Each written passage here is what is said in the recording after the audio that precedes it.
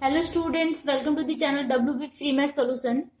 Okay, we are going to start a new chapter 5 by the request of a student. Okay, chapter 5 ratio and proportion. ये बहुत interesting chapter है और एक trick आप लोग ध्यान में रखिएगा, कोई भी चैप्टर स्टार्ट करने से पहले दिमाग में यही रखना चाहिए या फिर करने से पहले या कोई भी सम्स करने से पहले कि इजी है या इंटरेस्टिंग है, तो वो इजी लगने लगता है हमें. ठीक है, ये साइकोलॉजी है. तो मैथ्स को पढ़ने का यही तरीका है कि जितना आप उसे टफ मानेंगे वो टफ होता जाएगा और जितना इजी मानेंगे वो इजी होता जाएगा. अपने सब्जेक्ट से, अपने मैथ्स से अगर आपको लगाव हो जाएगा, प्यार हो जाएगी, तो ज्यादा अच्छा रहेगा और सम्स भी बहुत इजी लगने लगेंगे. तो चलो स्टार्ट करते हैं इंट्रोडक्शन, क्योंकि इंट्रोडक्शन पे ही पूरा आपका ये जो चैप्टर है वो बेस्ड है. तो इसके जो छोटे छोटे टर्म्स है, जो कॉन्सेप्ट है चैप्टर का, वो मैं पहले क्लियर करूंगी, उसके बाद हम सम्स करेंगे. ओके, तो हमारा पहला टॉपिक है रेशियो. ठीक है, रेशियो के बारे में जानते हैं कि रेशियो क्या होता है. रेशियो को हिंदी में कहते हैं अनुपात. ठीक है, अगर आपकी क्लास में लड़कों की संख्या अगर 60 है और लड़कियों की संख्या 40 है, ठीक है, ये है, तो इसे हम अनुपात में कैसे बोलेंगे? या फिर हम इसे इस तरह बोल सकते हैं कि 100 में 60% लड़के हैं एंड 40% लड़कियां हैं. परसेंटेज तो इस तरह बोल सकते हैं, लेकिन जब इसे अनुपात में बोला जाएगा तो इसे हम कैसे बोलेंगे? इसका अनुपात निकालने के लिए हम क्या करेंगे? 60 इस तरह का एक साइन होता है, दो मतलब कि कोलोन टाइप का साइन होता है. इसे हम चालू भाषा में इस्टू मैं कहती हूँ. ठीक है, तो रेशियो ना कह के इस्टू कहती हूँ. ठीक है, तो 60:40. अब इसका रेशियो निकालने का तरीका ही होता है कि डिवीजन. रेशियो का असली अर्थ क्या होता है? डिवीजन. एक क्वांटिटी से दूसरे क्वांटिटी को डिवाइड करना ही एक्चुअली रेशियो कहलाता है.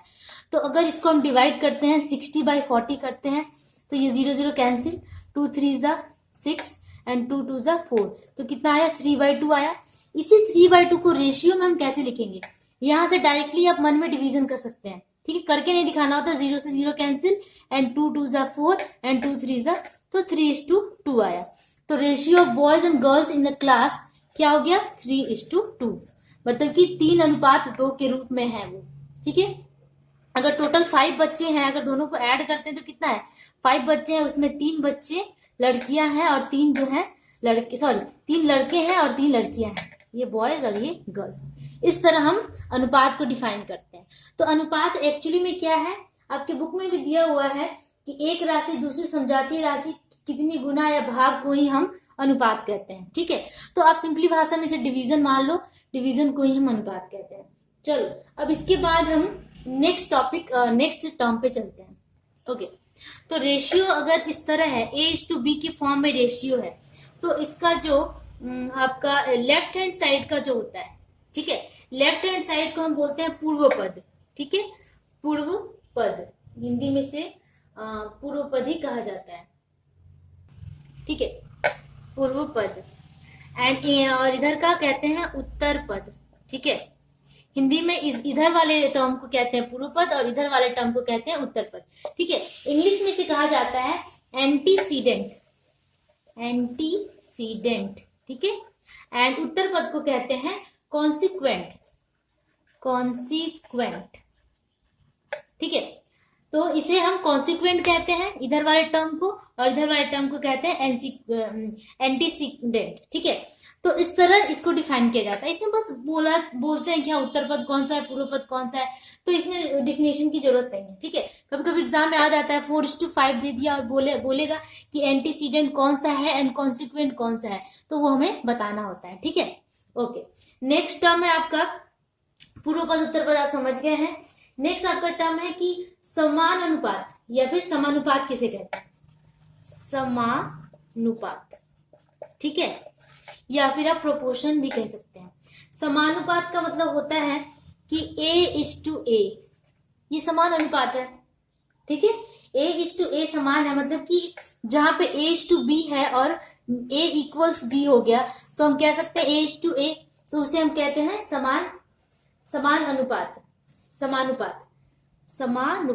समानुपात को हम इंग्लिश में कहते हैं रेशियो ऑफ इक्वालिटी. ठीक है, रेशियो ऑफ इक्वालिटी कहते हैं कि दोनों टर्म, इसका जो पूर्व पद है और उत्तर पद है, दोनों क्या है, इक्वल है, या फिर कह सकते हैं एंटीसीडेंट एंड कॉन्सिक्वेंट दोनों ही इक्वल है, तो हम क्या कहेंगे इसे, ratio of equality. Okay, one term, दूसरा टर्म, तीसरा है विषम अनुपात। विषम अनुपात, ठीक है। विषम अनुपात का मतलब है कि वो अनुपात जो कि विषम है, इसका मतलब A:B, A:B को ही हम विषम अनुपात कहेंगे, जहां पे A not equal to B है, A B के बराबर नहीं है। या फिर हम एक और एग्जांपल दे देती हूँ, 5:4, इसका एग्जांपल मैं लिख सकती हूँ कि 5:5, बट इसका एग्जांपल क्या होगा, 5:4। एक दोनों के साथ क्या है, इक्वल नहीं है, पूर्व पद उत्तर पद के साथ इक्वल नहीं है, एंटीसीडेंट एंड कॉन्सिक्वेंट दोनों ही अनइक्वल है, तो इसे हम क्या कहेंगे, विषम अनुपात या फिर रेशियो ऑफ इनइक्वालिटी, ठीक है। तो ये टर्म आपको समझ में आ गया होगा कि रेशियो ऑफ इनइक्वालिटी का मतलब क्या हुआ, जहां पे दोनों पद अलग अलग हैं, दोनों राशियां अलग अलग हैं, तो उसे हम रेशियो ऑफ इनइक्वालिटी कहते हैं, ठीक है। तो ये 4 टर्म्स यहाँ पे क्लियर हो गए। अब नेक्स्ट टर्म बताती हूँ। ओके, नेक्स्ट टर्म है हमारा गुरु अनुपात और लघु अनुपात। गुरु अनुपात को कहते हैं रेशियो ऑफ ग्रेटर इनइक्वालिटी और लघु अनुपात को कहते हैं रेशियो ऑफ लेस इनइक्वालिटी। इसे हम कैसे समझे कि कौन सा गुरु है कौन सा लघु है। देखो, अगर 3:2 को मैं लेकर चलती हूँ तो इसे समझ में आ रहा है कि कौन सा गुरु है कौन सा लघु है, नहीं। इसका एक कंडीशन है कि अगर रेशियो A:B के टर्म में हो और A/B ग्रेटर देन 1 हो, तो वो कौन सा अनुपात होगा, गुरु अनुपात, मतलब कि ग्रेटर इनइक्वालिटी होगा। अगर A:B के टर्म में हो और A/B लेस देन 1 हो, तो वो कौन सा होगा, लघु अनुपात होगा, ठीक है। मतलब कि 3:2 को अगर लेके चलते हैं, इसे कैसे फाइंड करेंगे, तो क्या लिखेंगे, 3/2।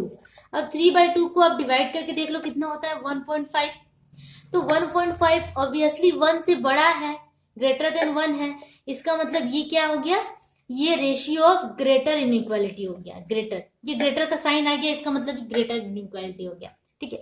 अगर यहीं पे होता 2/3 होता, तो 2/3 लेस देन 1 है, यानी कि 2:3 लेस देन, ये क्या हो जाएगा, 2:3 लघु अनुपात हो जाएगा, लेस देन 1 हो गया इसलिए, ठीक है। तो इसका कंडीशन यही बनता है, अगर जैसे ही हमने रेशियो को देखा, हम डिवाइड करके देख लेंगे या फिर बाई करके देख लेंगे, अगर ग्रेटर देन 1 आया तो वो ग्रेटर इनइक्वालिटी होगा, अगर लेस देन 1 आया तो वो लेस इनइक्वालिटी होगा, ठीक है।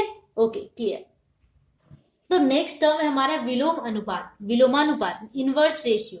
इनवर्स रेशियो किसको कहते हैं, अगर कोई रेशियो A:B के टर्म में है तो इसका इनवर्स कैसे लिख सकते हैं, इसका इनवर्स होगा B:A, मतलब उसको उल्टा घुमा देना, उसको विलोम कर देना, ठीक है, इनवर्स कर देना, तो उसे हम विलोम अनुपात कहते हैं।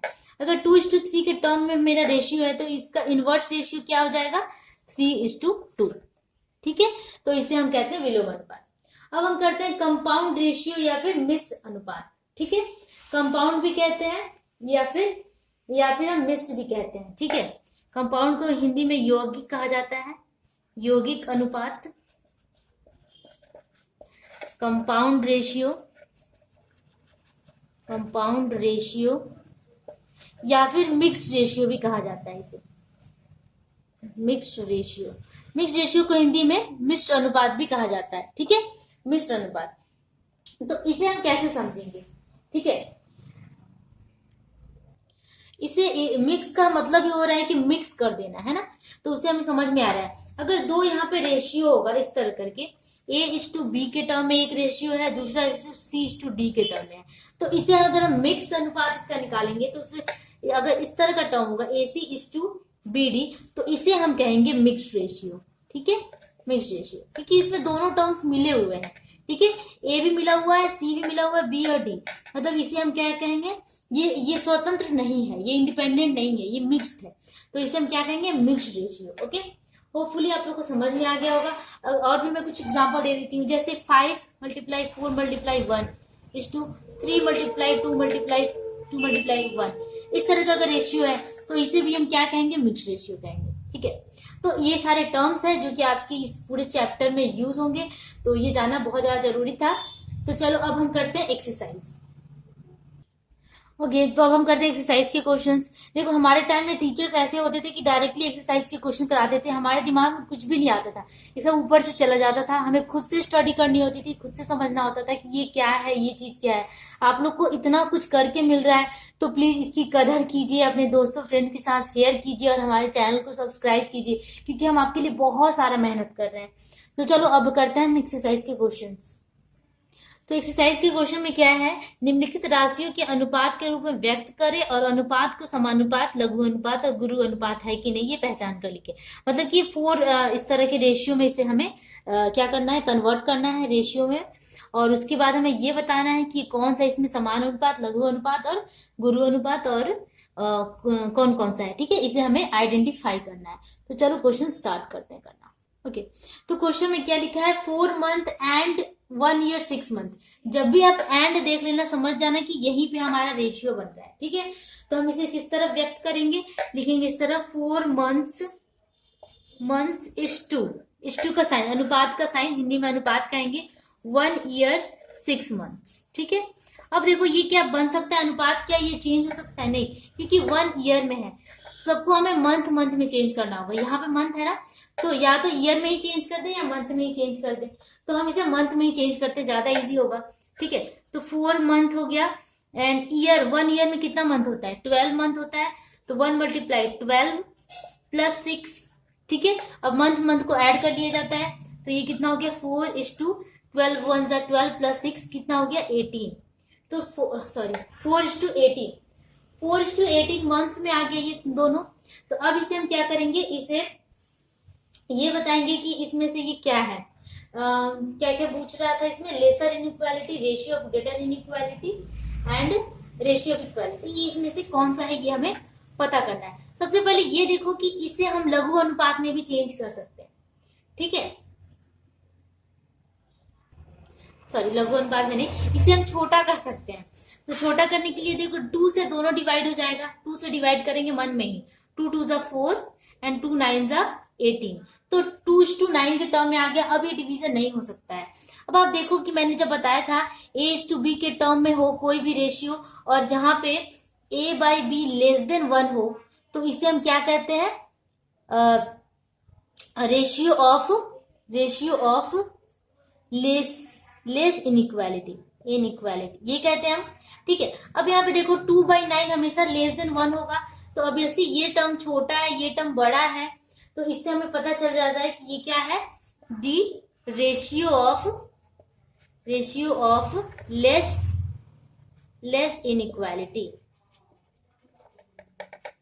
या फिर आप इस तरह करके दिखा सकते हैं 2/9 less than 1 and hence it is ratio of less inequality. ये आपका आंसर हो गया। ठीक है, अब हम नेक्स्ट क्वेश्चन नंबर 2 करते हैं। ठीक है, नेक्स्ट क्वेश्चन है 75 पैसा एंड 1 रुपीज 25 पैसा, ये है।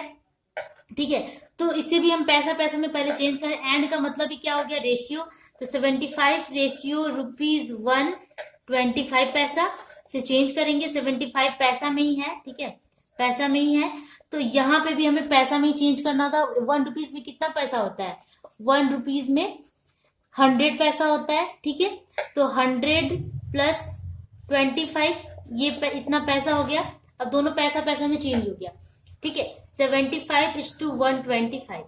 अब इसे हमें छोटा करना होगा, किससे डिवाइड किया जा सकता है, ऑब्वियसली 25 से, 25 3 ज़ा 75 एंड 25 5 ज़ा 125, तो ये कितना आ गया 3:5 के टर्म में। यहाँ पे भी देखो कि इधर वाला छोटा है इससे, यानी कि 3/5 लेस देन 1 है, लिखेंगे hence it is ratio of lesser inequality. ठीक है, इसका भी आंसर क्या हो गया, रेशियो ऑफ लेसर इनइक्वालिटी। ठीक है, अब नेक्स्ट क्वेश्चन नंबर 3 करते हैं। ओके, तो अब क्वेश्चन नंबर 3 में क्या है, 60 सेंटीमीटर एंड 0.6 मीटर। देखो मैं बार बार ये कह रही हूँ कि जब दोनों साइड में, मतलब पूर्व पद और उत्तर पद दोनों ही आपका एक ही यूनिट में होना चाहिए। जैसे अगर सेंटीमीटर है तो यहाँ भी सेंटीमीटर होना चाहिए, अगर मीटर है तो यहाँ पे मीटर होना चाहिए। तो हमें सबसे पहले तो चेंज करना होगा। ठीक है, तो 60 सेंटीमीटर दिया हुआ है और 0.6 मीटर दिया हुआ है, तो 0.6 मीटर को मीटर से 1 मीटर में कितना सेंटीमीटर होता है, 100 सेंटीमीटर होता है। तो इसे चेंज कर लेते हैं, 60 सेंटीमीटर इज टू 0.6 मल्टीप्लाई 100, ठीक है। इसे 100 से मल्टीप्लाई करने के बाद ये भी सेंटीमीटर में चेंज हो गया। अब यहाँ पे हो जाएगा 60 इज टू, इसे मल्टीप्लाई कर देते हैं, तो यहाँ पे 10, 0 से 0 कैंसिल, ये हो गया 60 सेंटीमीटर, 60 इज टू 60 आ गया, ठीक है। दोनों इक्वल आ गया, दैट इज कितना हो गया, 1:1। 60 से डिवाइड करने पे 1:1 आ गया। इसका मतलब क्या है, रेशियो ऑफ इक्वालिटी है। क्या लिखेंगे इसे, रेशियो ऑफ इक्वालिटी, ठीक है। मतलब कि हिंदी में से क्या कहेंगे, समानुपात, ठीक है। हिंदी में से समानुपात कहेंगे, रेशियो ऑफ इक्वालिटी, ठीक है। नेक्स्ट क्वेश्चन है नंबर 4, 1.2 kg एंड 60 ग्राम। तो 1.2 kg के को पहले हम ग्राम में चेंज कर लेते हैं, ठीक है। 1.2 kg में है तो ग्राम, 1 kg इज इक्वल टू कितना होता है, 1 kg इज इक्वल टू 1000 ग्राम होता है, 1000 ग्राम। तो इसे 1000 से हमें मल्टीप्लाई करना होगा, तो ये भी ग्राम में चेंज हो जाएगा, इतना ग्राम इज टू 60 ग्राम, ठीक है। अब इसे मल्टीप्लाई कर देते हैं, तो ये हो जाएगा, मल्टीप्लाई करने के बाद आपका आएगा ये 1200, एक जीरो कैंसिल हो जाएगा क्योंकि एक पॉइंट है, तो 1200 ग्राम इज टू 60 ग्राम, ठीक है। अब ये दोनों इक्वालिटी ग्राम ग्राम में चेंज हो गया। अब यहां से देखो 1200 इज टू 60 करते हैं, अब इसे डिवाइड करेंगे तो 0 से 0 पहले कैंसिल हो जाएगा, उसके बाद हम क्या करेंगे, 6 से डिवाइड करेंगे, 6 2 ज़ा 12, 0 का 0 एंड 6 1 ज़ा 6, तो कितना आ गया, 20:1, ठीक है। 20:1, इसका मतलब कि 20/1 ग्रेटर देन 1 है, ऑब्वियसली दिख रहा है। इसका मतलब ये क्या है, ratio of greater inequality, greater inequality, ठीक है। इनइक्वालिटी तो है बट ग्रेटर इनइक्वालिटी है, ठीक है। ओके, अब अच्छा, ये 4 क्वेश्चन ही थे आपका क्वेश्चन नंबर 1 में। अब हम मूव करते हैं क्वेश्चन नंबर 2 के साथ। ओके, तो क्वेश्चंस काफी हैं क्वेश्चन नंबर 2 में, तो आज के लिए मैं इतना ही रहने देती हूँ, क्योंकि आज इंट्रोडक्शन भी आप लोगों को यहाँ से लर्न करना है और साथ में क्वेश्चंस को भी देखना है। तो पहले आप इतना समझ जाइए, फिर नेक्स्ट वीडियो में मैं बाकी के क्वेश्चन सॉल्व कराऊंगी। तब तक के लिए keep practising, keep watching and don't forget to subscribe and share, and please bell icon को भी जरूर दबाइए, जिससे सारे नोटिफिकेशन आपको मिलते रहें और एग्जाम में आप कहीं भी ना रुके। सारे सॉल्यूशन जब आपको प्रोवाइड हो जाएंगे और आपको समझ में भी आ जाएंगे, तो एग्जाम में भी आप अच्छे मार्क्स ला पाओगे। Okay, bye bye.